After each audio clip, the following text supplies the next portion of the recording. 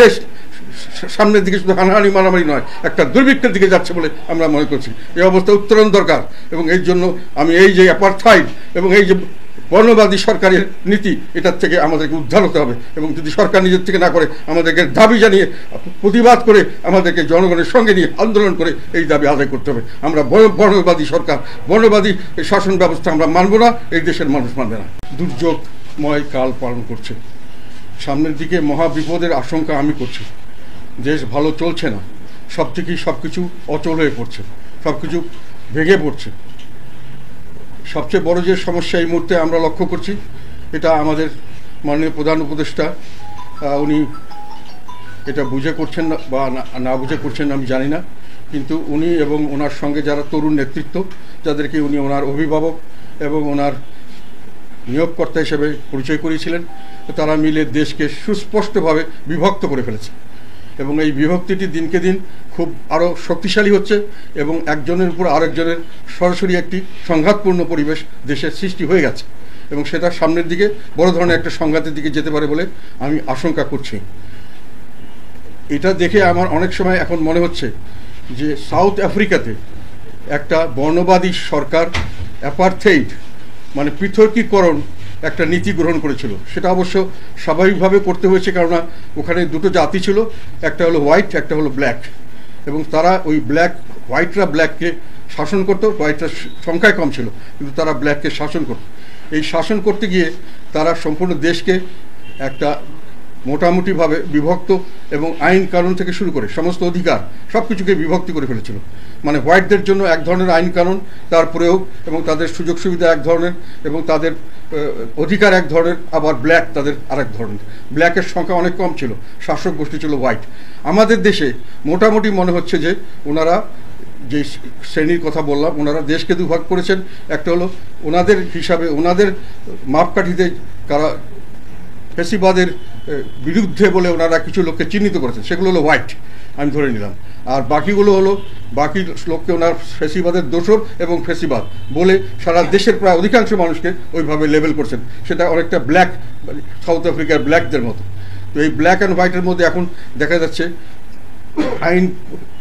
আইনের প্রয়োগ, আইনের বিভিন্ন জায়গায় আইন তৈরি এবং আইনের যেটা সার্বিকভাবে ব্যবহার করা হচ্ছে, এগুলোর ক্ষেত্রে দুটো ভাগের সঙ্গে দুটো ডিফারেন্স দেখা যাচ্ছে। হোয়াইটের জন্য যেরকম একরকম, সেখানে এখানে ফেসিবাদের বিরুদ্ধে বলে যাদেরকে তাদের জন্য একরকম, ফেসিবাদের দোসর বলে তাদের জন্য আরেক রকম অবস্থা সৃষ্টি করা হচ্ছে। অধিকারের বিষয়ে, মানুষের রাজনৈতিক অধিকারের বিষয়েও আমরা সুস্পষ্টভাবে লক্ষ্য করছি, যেটা সেখানে অ্যাপারথাইড বা বৈষম্যবাদী যে সরকার যেটা সাউথ আফ্রিকা ছিল, সেরকম বৈষম্যবাদী এবং বর্ণবাদী সরকার, সেই সরকারের মতো একইভাবে ওনারা রাজনৈতিক অধিকারকেও যারা তাদের চোখে যারা ফেসিবাদের দোসর এবং ফেসিবাদ, তাদেরকে সব রকম অধিকার থেকে বঞ্চিত করা হচ্ছে। এবং রাজনৈতিক অধিকার বঞ্চিত করা হচ্ছে এই জন্যই যে তারা সংখ্যায় অনেক বেশি এবং রাজনীতিতে প্রতিপক্ষ হিসেবে তারা তাদের শক্তিশালী হবে এবং ক্ষমতাচ্যুত করতে পারে, যেটা হোয়াইটদের মধ্যে ভয় ছিল। ব্ল্যাকরা অনেক বেশি সংখ্যায়, তারা হোয়াইটদের সংখ্যা কম, তারা যে কোনো সময় গদিচ্যুত হতে পারে, এই ভয় তাদের ছিল। কাজেই এই বৃহৎ অংশকে রাজনীতির অধিকার থেকে বঞ্চিত করা হচ্ছে এবং রাজনীতির অধিকার থেকে বঞ্চিত করতে গিয়ে তাদের স্বাভাবিক যে অন্যান্য কালাকানুন করে বিভিন্ন ধরনের নিবর্তনমূলক ব্যবস্থার সৃষ্টি করে এবং আইনের মাধ্যমে মানুষকে অত্যাচার নিপীড়িত করে তাদেরকে এক কোণঠাসা করা হচ্ছে, যেটা সাউথ আফ্রিকায় ব্ল্যাকদের উপর করা হয়েছিল। এবং বিভিন্নভাবে মানুষ অত্যাচারিত হচ্ছে তাদের দ্বারা এবং তাদের সম্পূর্ণভাবে তাদেরকে রাজনৈতিক অধিকার থেকে বাইরে বের করে রাখার চেষ্টা করেছে। যেমন আমাদের দল সর্বাত্মকভাবে সমস্ত আন্দোলনে আমরা জনগণের সঙ্গে ছিলাম। আমরা কোনো সময় কোনো আন্দোলনে আমরা সেই বলতে গেলে বিডিআর হত্যাকাণ্ডের সময় আমরা যেটা ঘটনা ঘটেছিল, তখন আমাদের ভাগনা মারা গেছে, আমার ভাই সেখানে সর্বাত্মক ছিলেন। আমাদের শাপলা চত্বরের ঘটনায় আমরা সরাসরি সমর্থন দিয়েছিলাম এবং তাদের সঙ্গে যারা হেফাজতের লোক ছিলেন তাদেরকে পানি খেয়েছি, তাদের সঙ্গে ছিলাম। এই আন্দোলনের সময় প্রথম থেকে শেষ দিন পর্যন্ত সর্বাত্মকভাবে এই ছাত্রদেরকে আমরা আন্দোলন সমর্থন করেছি। সমস্ত যেগুলো নির্বাচন আমরা প্রশ্নবুদ্ধ, সেগুলো নির্বাচনে আমরা অংশগ্রহণ করতে চাইনি, কোনোখানে বাধ্য করা হয়েছে, কোনোখানে পার্সিয়ালি করা হয়েছে। তারপরেও এগুলো বৈধতার ব্যাপারে আমাদের কোনো সময় আমরা সেইভাবে বৈধতা দেইনি, আমরা জনগণের সঙ্গে ছিলাম। কিন্তু আমাদেরকে এই রাজনৈতিক প্রক্রিয়ায় তারা প্রতিদ্বন্দ্বী মনে করে আমাদেরকে রাজনৈতিক অধিকার থেকে আমাদেরকে বঞ্চিত করা হচ্ছে, আমাদের মিটিং মিছিল করতে দেওয়া হয় না, আমাদেরকে বিভিন্ন কারণে বাধাগ্রস্ত করা হয়। আমরা আমাদের কাউন্সিল করতে যাবো, সেখানে হল ভাড়া করতে গেলে আমরা পারি না। যে কোনো জায়গায় আমাদের মানুষকে অযথা ধরে নিয়ে গিয়ে আটক করে রাখা হচ্ছে এবং বিনা বিচারে, মানে বিচার হয়নি, শুরু হয়নি, তাদেরকে চার্জশিট হয়নি, মাসের পর মাস তাদেরকে জেলখানা আটকে রাখা হচ্ছে।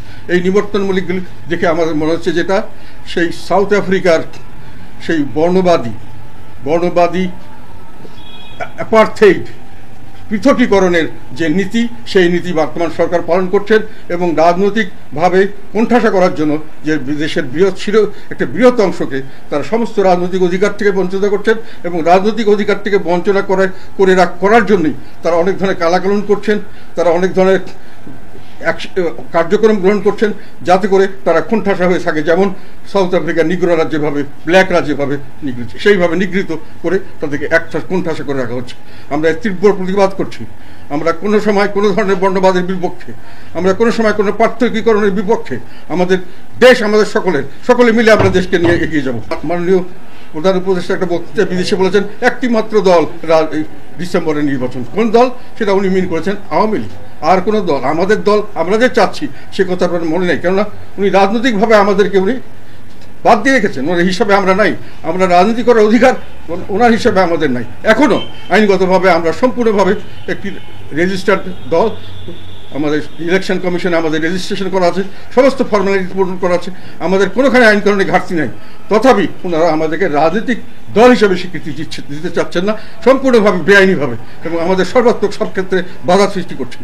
আমি মনে করি যে এইসব কোনো সময় এই বৈষম্য সৃষ্টি করে এখন যে হোয়াইট অ্যান্ড ব্ল্যাক যে একটা যুদ্ধগ্রস্ত সৃষ্টি করা হচ্ছে, সেটা আমাদের দেশে হতে যাচ্ছে। একটা বৈষম্য বিরোধী বলে তারা যাকে মনে করছেন তাদের হিসাবে, আর তারা যাকে ফেসিবাদ এবং ফেসিবাদের দোষর মনে করে তাদের হিসাবে, যেগুলো সম্পূর্ণভাবে সত্য নয়, এবং তাদেরকে করে দেশকে একটা সংঘাতময় পরিস্থিতিকে নিয়ে গেছেন। এই সংঘাতময় পরিস্থিতি তারা সামলানোর মতো এই প্রশাসনের সেই ক্ষমতা আছে বলে আমি মনে করি না। পুলিশ প্রশাসন তারা ডিমোরালাইজড, তাদের মনোবল শূন্য, তাদের মধ্যে তাদেরকে বিভিন্নভাবে তাদেরকে এখন দলীয়করণ করা হয়েছে। প্রশাসন একই ব্যাপার, তারা ডিমোরালাইজ, তারা আজকে আছে কালকে জেলে যাবে, না পরশুদিন চাকরি চলে যাবে, তারা জানে না এই পজিশনে, এবং বিভিন্নভাবে চাপ সৃষ্টি করে বিচার বিভাগেও সঠিকভাবে কাজ করতে দেওয়া হচ্ছে না। এবং সেখানে আমরা এই সমস্ত সংগঠনগুলো যখন নষ্ট হয়ে যাচ্ছে, তখন তারা দেশ শাসন করবে কিভাবে, তারা নির্বাচন সঠিকভাবে দিবেন কিভাবে আমরা জানি না। এবং নির্বাচনে তারা নিজস্ব একটি দল তৈরি করেছেন, সেই দল এখন পর্যন্ত সম্পূর্ণ সরকারি পৃষ্ঠপোষক, তারা এখন পর্যন্ত কোনো রেজিস্ট্রেশন পাননি। কিন্তু সর্বক্ষেত্রে একটি রাজনৈতিক দল হিসেবে তাদেরকে সম্পূর্ণ, আমি মনে করি না যে আইনসিদ্ধভাবে তারা আইনের মাধ্যমে তাদের কাঠামোতে তারা রাজনৈতিক দলের স্বীকৃতি তারা পায় না।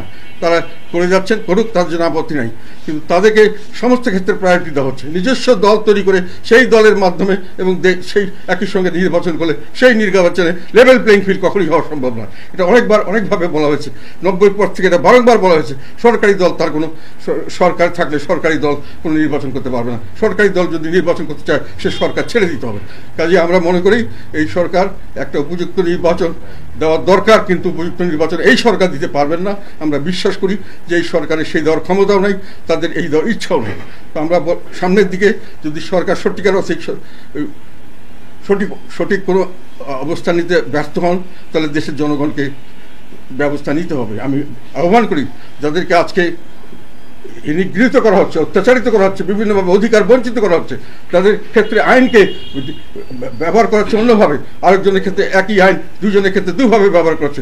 সেই সমস্ত মানুষ আপনারা এখন এবং আপনাদের অধিকার আদায়ের জন্য সচেষ্ট হন। বাংলাদেশের সাধারণ জনগণ সকলেই আমাদের সঙ্গে থাকবে এবং ইনশাল্লাহ আমরা এর থেকে উত্তরণের চেষ্টা করতে পারবো। না হলে দেশ হানাহানি, মারামারি, কাটাকাটি হবে। দেশের অর্থনৈতিক পরিস্থিতি অত্যন্ত খারাপ। এই অর্থনৈতিক যদি এই অবস্থায় যদি হানাহানি মারামারি শুরু হয়ে যায়, বেকার সমস্যা ব্যাপকভাবে বৃদ্ধি পাচ্ছে। 3.5 লক্ষ নতুন বেকার হয়েছে, দরিদ্রের সংখ্যা বেড়েছে 30 লক্ষের বেশি, সম্পূর্ণভাবে এখন 3,90,00,000 মতো অতি দরিদ্রের সংখ্যা বেড়েছে প্রায় 30 লক্ষের বেশি এই 8-9 মাসে। কাজে দেশকে ওনারা খারাপের থেকে আরও খারাপের দিকে নিয়ে যাচ্ছেন এবং সার্বিকভাবে সমস্ত বিজনেস বন্ধ হয়ে যাচ্ছে। ব্যবসায়ীরা বলছে আমরা বিজনেস করতে পারছি না, আমাদের কোনো পরিবেশ নেই, আমাদের বিভিন্নভাবে আমরা কোনোখানে কোনো সহায়তা পাচ্ছি না। ব্যবসায়ীরা ব্যবসা বন্ধ করে দিচ্ছেন, আইন শৃঙ্খলা অবনতির কারণে সাধারণ মানুষে হাঁটাচলা করতে পারছে না, তাদের জীবন মাল এবং ইজ্জতের কোনো নিরাপত্তা নাই। এই ধরনের অবস্থা চলতে থাকলে সেটা দেশে কোনো লোক আসে ইনভেস্টও করবে না, কোনো ব্যবসা বাণিজ্য হবে না, এবং দেশ সামনের দিকে শুধু হানাহানি মারামারি নয়, একটা দুর্ভিক্ষের দিকে যাচ্ছে বলে আমরা মনে করছি। এই অবস্থা উত্তরণ দরকার, এবং এই জন্য আমি এই যে অ্যাপারথাইড এবং এই যে বর্ণবাদী সরকারের নীতি, এটার থেকে আমাদেরকে উদ্ধার হতে হবে, এবং যদি সরকার নিজের থেকে না করে আমাদেরকে দাবি জানিয়ে প্রতিবাদ করে আমাদেরকে জনগণের সঙ্গে নিয়ে আন্দোলন করে এই দাবি আদায় করতে হবে। আমরা বর্ণবাদী সরকার, বর্ণবাদী শাসন ব্যবস্থা আমরা মানব না, এই দেশের মানুষ মানবে না।